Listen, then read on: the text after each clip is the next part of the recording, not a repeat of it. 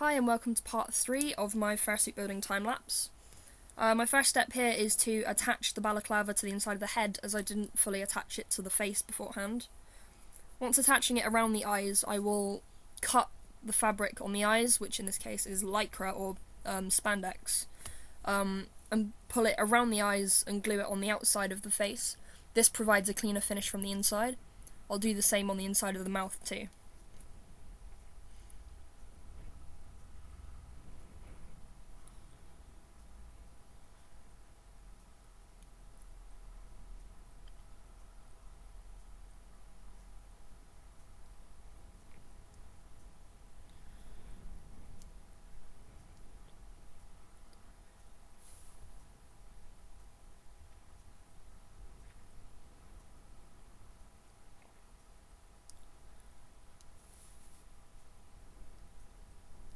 Be careful not to pull this too tight, as this will distort the face, and be careful not to put it too loose, as there will be uncomfortable wrinkles in the fabric when you put the head on.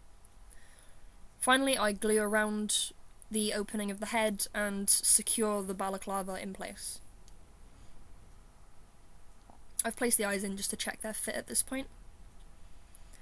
Now we will be lining the inside of the mouth using black fleece. First I measure out how it'll fit, how much I'll need to fit on the inside of the mouth, and then slowly apply glue and stretch the fleece as tightly as possible. You'll want to make sure there are no wrinkles, which is really difficult on such a deep, round shape. Once sticking it onto the inside, trim the outside, being very careful not to trim too much off to disturb the lip, and glue that around the outside of the face. You don't really have to be too neat with this, just make sure you don't get any glue on the visible part of the fleece. Now you'll do the same with the bottom jaw. You'll see I added a small lip in the front of the mouth before I glued the fleece on. This is because it's a female character and I'd like to accentuate that. Next I find some pink fleece, which I'm using for the nose. Obviously the nose of this character is pink. I'll be cutting a top and a bottom piece, which I measure out by pinning back to front onto the head. And now, to ensure the fit is perfect, I sew it back to front while it is on the head, all pinned down securely. This will make sure it's the exact size and shape it needs to be without sewing the wrong bit. Turn it right way out and glue it on the edges of the nose only, not on the front. You want to make sure your nose is securely glued on. If you only glued it on for tacking purposes to begin with, which I believe I did, but I don't really remember re-gluing it. Next you want to cut the pieces for your tongue. It's easy to just cut one side and then trace that onto another piece of fleece. Then you want to sew the edges really tightly. You can use a machine for this, that's perfectly fine. I just prefer hand sewing on smaller fiddly things. I didn't actually cut the second piece perfectly. I just sewed the first piece onto a piece of fleece that was bigger and then cut the edges.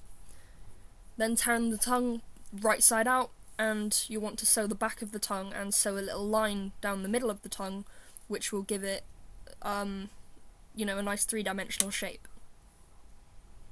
You'll see the result of this, obviously, once I'm done.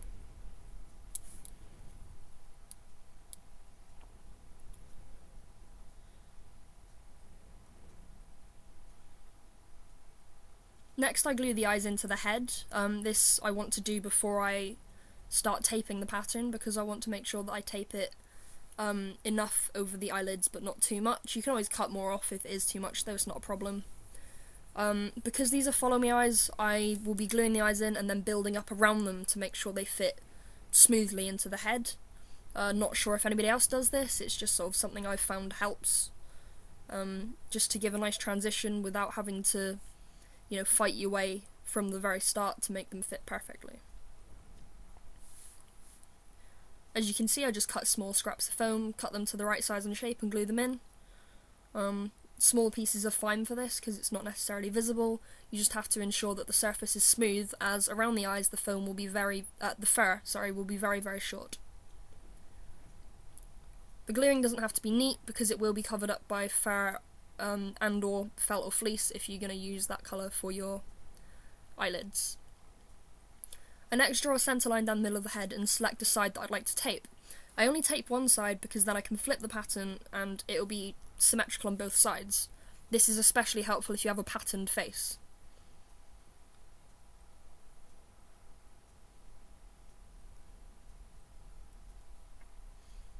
You can go over the line, that's completely fine, just make sure you draw the line back in and cut the excess off once you're done. This layer of tape has to be very, very neat and very tight without any bumps or ridges or bits where the tape doesn't go into all of the crevices in, you know, around the muzzle, etc. This is essential to ensure a nice smooth fit when it comes to putting your fur on, because you'll want it to be as neat as possible. Also crisscross all of your tape so it doesn't, you know, peel off when you take it off. That's a common problem I have a lot, is when you're like tracing the tape pattern or cutting the tape pattern off, bits of tape will just slip off other bits. I'm including the ear in this part. You don't have to, you can draft that separately or use the pattern that you made for the ear to cut the fabric. As I didn't make a pattern and, you know, they're a little bit different, I decided to pattern them. I didn't pattern the inside of the ears as I'll be using fleece for that and I'll be gluing that directly on. Next, draw on the markings of your character and include arrows to indicate the direction of the fur.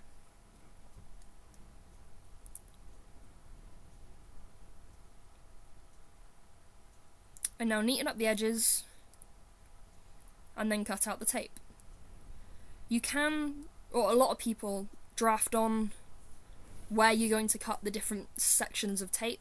However, I like to just sort of draw where the markings go and then cut the piece out and then cut it so it's flat on a desk.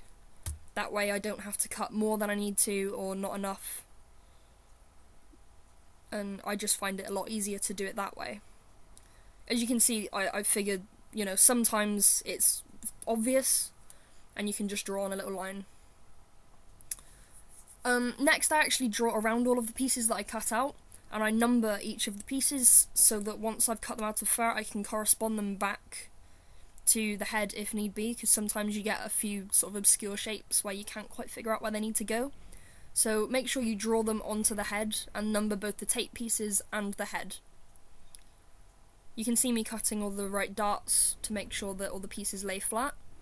And now I stick them all down onto paper. In this case I'm just using old magazines because they're handy and cheap. You know, this just makes sure it lies flat, and when you flip the pattern you're not going to draw different shapes because of, you know, different ways of stretching the tape or what have you. Because if it's sticky on one side it'll stick nice and flat to your fur, and then when you try and do the other side it won't stay so flat, so it's much more difficult to get identical shapes that way. I like to stick all of my tape to paper and then cut them out from there. You can use card, you know, etc., but I don't see any problem using paper, especially, you know, even just magazine paper, as you can see that is. And next we move down onto the floor where I'll be cutting the fur pieces out. I do this on the floor because I can roll out larger sheets at a time. Make sure all of the fur pieces are going in the right direction. The pile of the fur is vital. You'll want the fur to be going away from the nose, eyes and mouth and down the back of the head and up the ears. The side that I've taped, I always mark with an X just so I can identify which side is which quite easily. You don't have to do this, it's just something I like to do. You can also trace the numbers onto the pieces if you like. You don't have to, because you can always correspond them back to the pattern pieces. Just don't throw the pattern pieces out until everything is done, basically. I keep them all the time until the head is completely finished, airbrushed, ready to go. I pin the pieces on the head as I go, just so I can, you know, I can keep an eye on where they are, which pieces I've cut out, make sure they fit right, make sure I haven't cut one the wrong way round or something. Again, it's just checking as you go, basically. You have to make sure it's always done right as you go along, because if you make a mistake and you don't find out until it's too late, then it can be, you know, a massive issue. I use just a biro to trace onto white because it traces really well and you won't see it through the white fur at the end. I don't recommend using a permanent marker because the white is so pale and you will see that colour through when you cut them out. However, on the brown, I just use either, you know, on darker colours, I'll use either chalk or a dark permanent pen.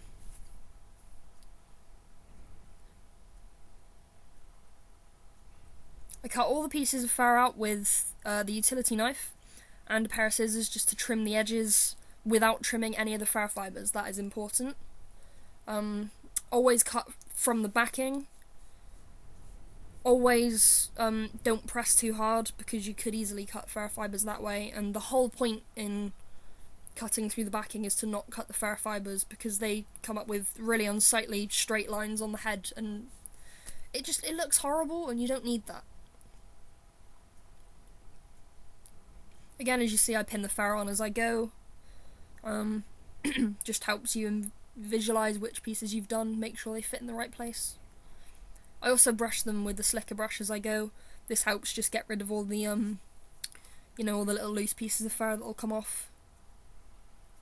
Again, not a necessity, but I just find it easier. Also, sometimes with the pieces that go down the centre line of the head, you may find you can flip them and match up the straight edge, so you only have to cut one piece instead of having a seam down the middle. I'm not sure if I did that on this head. I think I did on the piece that goes across the bridge of the nose.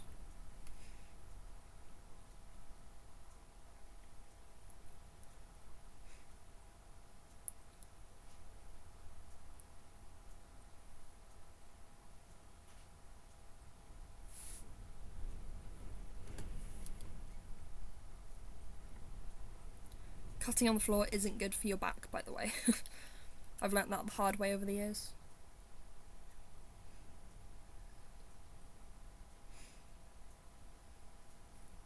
Thank you for watching. Please check out the next installment of the video if you'd like to see it.